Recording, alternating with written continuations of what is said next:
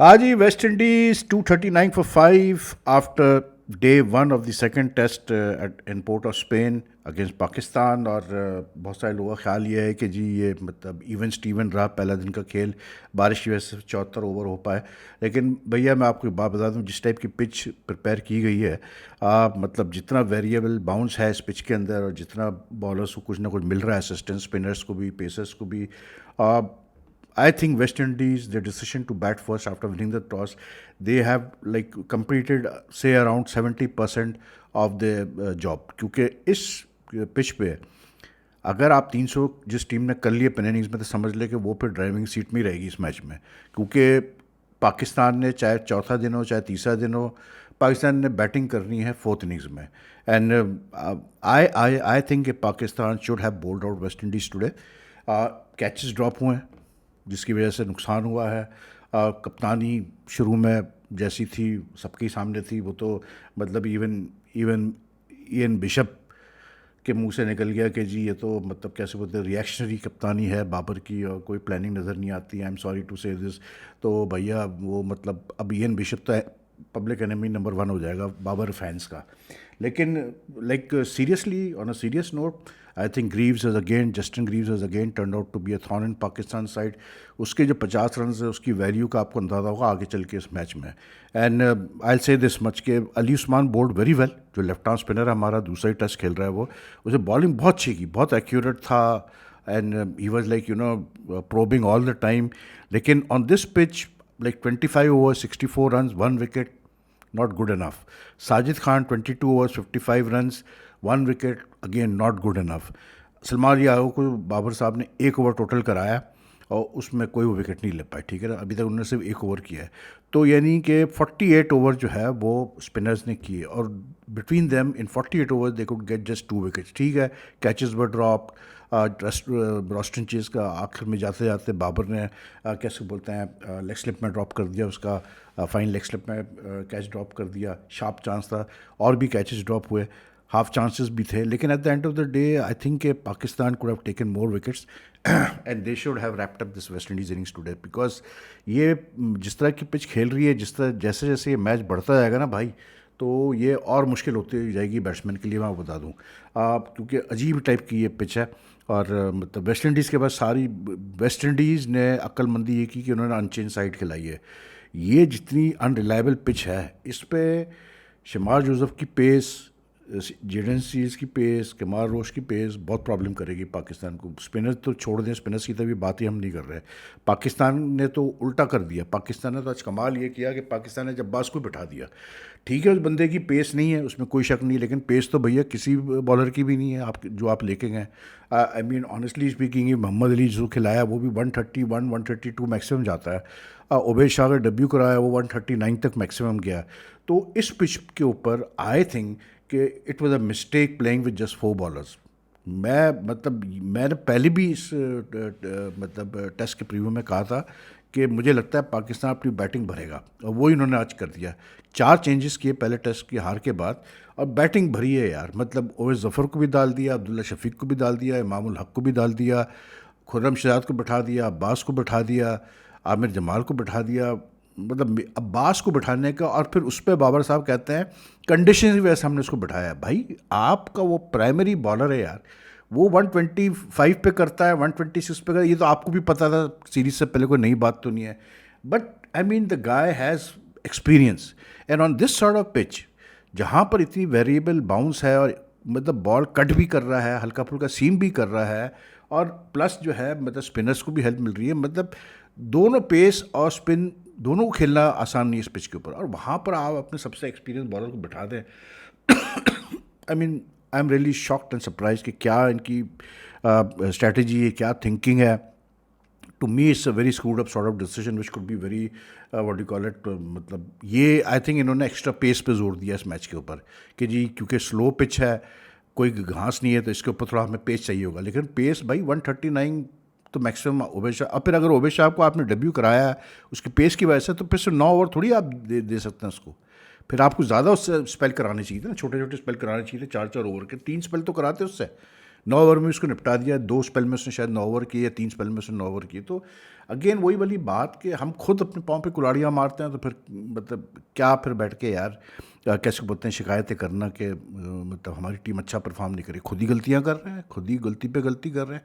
This is the first instance in Pakistan cricket after 78-79 कि एक bowler ने 5 विकेटें लिए एक टेस्ट मैच में और अगले टेस्ट मैच में उसको बिठा दिया। ये हुआ था जब पाकिस्तान गई थी इंडिया इन 79। आसिफ इकबाल जब कप्तान थे, तो एहतशामुद्दीन ने वो called in as a replacement for, by the way, उसने कानपुर की ग्रीन टॉप विकेट पे 5 विकेटें ली, ठीक है। अगले टेस्ट में उसको बिठा दिया गया था, ठीक। वही हुआ है अब्बास के साथ। अब्बास ने 8 विकेटें ली जिसमें फाइवर इंक्लूडेड था, उसको इस टेस्ट के लिए बिठा दिया।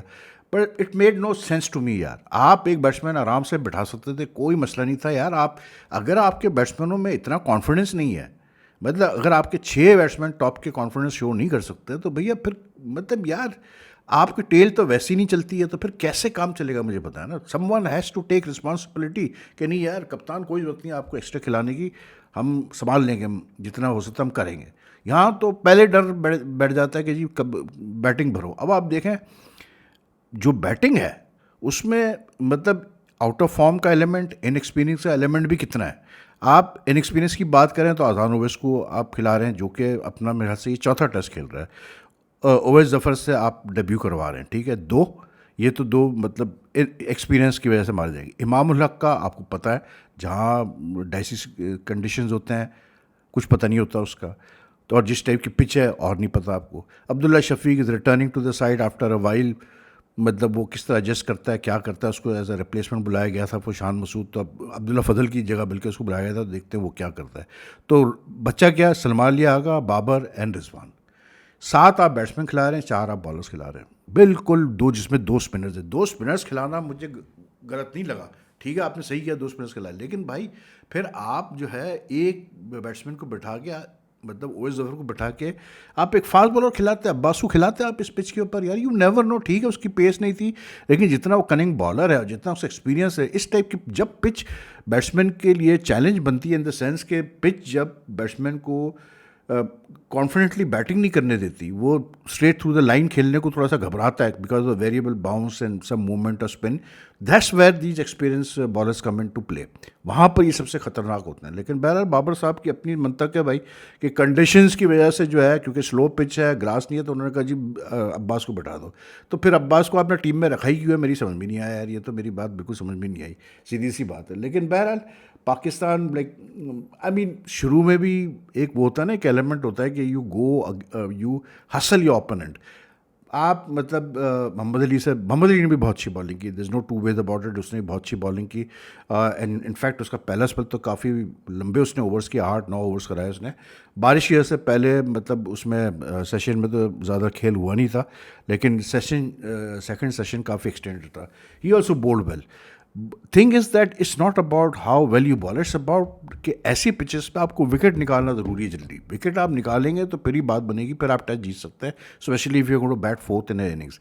अब मसला ये कि मोहम्मद अली बॉलिंग कर रहा है, उबैद शाह के साथ बॉलिंग करवा रहे हैं। उबैद शाह को आपने पेस की वजह से बेसिकली डाला है, ठीक है। अब बाबर साहब तैयार ही नहीं है भाई तीसरा स्लिप लेने के लिए।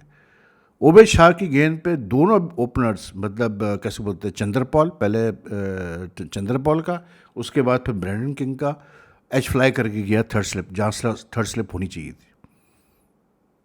उसके बाद फिर जो है जब मोहम्मद अली की बॉलिंग हो रही थी, उसकी बॉल पे अगेन चंद्रपॉल ने सीधे सीधे एज मारा, ठीक। उस पर मोहम्मद अली ने आके उसको बोला भी शायद कि भाई ये थोड़ा सा इधर कर दो, उधर कर दो, ये कर दो। तो उस पर फिर बिशप ने कहा कि जी ये रिएक्टिव कैप्टनसी है और ये मतलब इसको रखना चाहिए तीसरा स्लिप, आप अटैक करना चाहिए आपको शुरू के। लेकिन वही वाली बात है यार कि मेरी तो नहीं समझ में आता कि इतने डरे हुए होते हैं हमारे प्लेयर्स के। अबे हार तो वैसे ही रहो भाई, मतलब अगर क्या फ़र्क पड़ जाएगा। अब फिर जो डेस्परेशन है वो आपको नज़र आती है। आज 2 डेब्यूज़ करवाए हमने, दैट मीन्स के I was just checking the stats since July 2022, the match in which Salman Ali Agha made his test debut in Sri Lanka, Pakistan के अब 19 डेब्यूज़ हो चुके हैं। 27 टेस्ट मैचेस में 19 डेब्यूज़ हम करा चुके हैं प्लेयर्स के। तो ये तो डेस्परेशन का हमारा हाल है। कि 19 प्लेयर्स कम नहीं होते यार, 27 टेस्ट मैचेस में आप 19 प्लेयर्स को डेब्यू करा रहे हो, it just reflects your cricket setup and what's going on in cricket. सीधी सी बात है, पैनिक है और कुछ भी नहीं है भाई, पैनिक है और कुछ भी नहीं है। अब अगर ओवैस जफर को आप ऐसी पिच पे खिला रहे हैं, अगर वो नहीं बेचारा नहीं कर पाया रन, तो फिर क्या करेंगे आप, क्या असेसमेंट होगी आपकी उसके ऊपर? That's my point.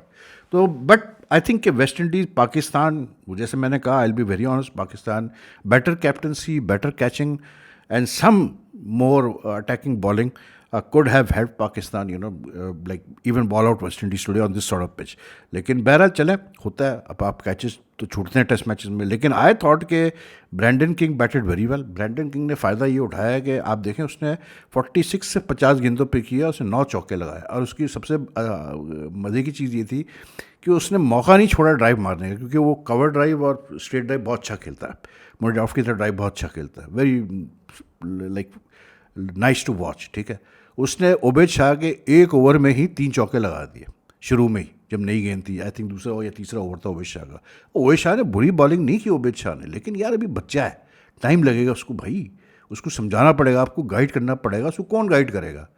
Mohammad Ali जो खुद इतना नहीं खेला हुआ है यार, that's the biggest problem, that there is no guiding figure in this team कि जो कि इनको समझाया कि यार ऐसे बॉलिंग करो, और फिर ऊपर से फिर कप्तानी माशाल्लाह माशाल्लाह से। उसके बाद फिर जो है वो मतलब लेग बिफोर अली उस्मान पे की गेंद पे, और बहुत अच्छा रिव्यू लिया यार अली उस्मान ने। मतलब even I felt that the ball would have gone down the leg side, फिर पता चला नहीं यार वो बॉल तो पड़ के लेग स्टंप पे ऐसा स्पिन होकर अंदर आई है ऑफ स्टंप की तरफ, और वो बिल्कुल बीट हो गया था, मतलब बीट हुआ ब्रेंडन किंग। तो रिव्यू पे एम्पायर ने तो नॉट आउट दिया था, रिव्यू पे आउट दे दिया उसने। Amir Jangoo was batting very well first 26, उसका मतलब जो है क्या बहुत ही unlucky dismissal in the sense था कि आई थिंक ब्रेक के बाद मैच स्टार्ट हुआ था और वो बहुत ही कैजुअल खेल गया, बल्कि उबैद शाह को लेके आए थे स्पेल के लिए, नए स्पेल के लिए, और वो wide down the leg side गेंद थी, आउटसाइड लेग स्टंप थी, वो बड़े कैजुअली खेला, एज लग गया, रिजवान ने अच्छा कैच लिया, बहुत बड़ा लकी ब्रेक मिल गया। उसके बाद शे होप अच्छा खेलते खेलते चॉप ऑन कर गया मोहम्मद अली को, 29 उसने किए थे 68 बॉल से। But the innings came from Justin Greaves. अब फिर उसके बाद रॉस्टन चेज भी जो कप्तान है 36 नॉट आउट पे वो खेल रहा है, लेकिन रॉस्टन चेज तो फिर भी थोड़ा बहुत होता, लेकिन Greaves 64 of 125 balls 8 force, he has really batted with a lot of assurance. उसने जिस तरह से पिच पे स्पिनर्स को, यार स्पिनर्स का तो मतलब एक स्टेज पे अली उस्मान और साजिद की गेंद अच्छी खासी, मतलब दे वर रियली लाइक, साजिद की तो बहुत ज़्यादा वेरिएशन हो रही है बाउंस में, बहुत लो भी रह रही है गेंद, लेकिन he tackled it very well, back foot पे फ्रंट फुट पे बहुत अच्छा खेला। ग्रीव्स लाइक ये पहले टेस्ट में भी बहुत इंपॉर्टेंट इनिंग्स खेल गया था, एंड अभी जो आने वाले हैं शमार जोसेफ वगैरह भी, ये भी कमार रोश वगैरह भी अच्छी खासी बैटिंग कर लेते हैं। If West Indies go close to 300 तो फिर पाकिस्तान तो समझ ले कि बहुत मुश्किल में आ जाएगा इस टेस्ट मैच में, साफ सीधी बात है। मज़े की बात है कि पाकिस्तान इस ग्राउंड पे कोई 33 साल बाद टेस्ट मैच खेल रहा है यार, सोचें आप। लास्ट टेस्ट मैच यहाँ पाकिस्तान खेला है 30 ईयर्स के बाद, सॉरी, या 33, because they last played in 93 year when Wasim was captain, so 7 and 26, yes 33 years के बाद पाकिस्तान टेस्ट मैच खेल रहा है इस ग्राउंड के ऊपर, क्वींस पार्क पे। और ये बड़ा फेमस और हिस्टोरिकल ग्राउंड है, यहाँ पर पाकिस्तान की बड़ी विक्ट्रीज़ भी है मतलब इस ग्राउंड के ऊपर। This has been a very lucky ground for Pakistan by the way. लेकिन अब 33 साल बाद खेल रहे हैं, पता नहीं क्या पोजीशन आती है क्या नहीं आती है, लेकिन this partnership between Greaves and Roston chase which has already like इस 73 पे शे होप आया था, तो यानी कि ऑलरेडी ये कोई 66 रन की पार्टनरशिप भी कर चुके हैं भाई। And this partnership is going to be very important in the entire context of this match. So mistakes made by Pakistan, Abbas being dropped, totally a shocker. The decision to fill the team with batsmen, negative mindset. The failure of Babar Azam to take aggressive decisions, attack more with the spinners, bring in more close-in fielders. For the pace bowlers, for Mohammad Ali and Ubaid Shah, ये सारी चीज़ें जो है ना, अब देखेंगे Pakistan batting कैसे करता है भाई, बैट्समैन तो भरे में, आप देखते हैं क्या होता है। तो एनीवे टेक केयर, अगर आपको ये वीडियो पसंद आए तो लाइक एंड शेयर कीजिएगा, कमेंट छोड़िएगा, अल्लाह हाफिज़।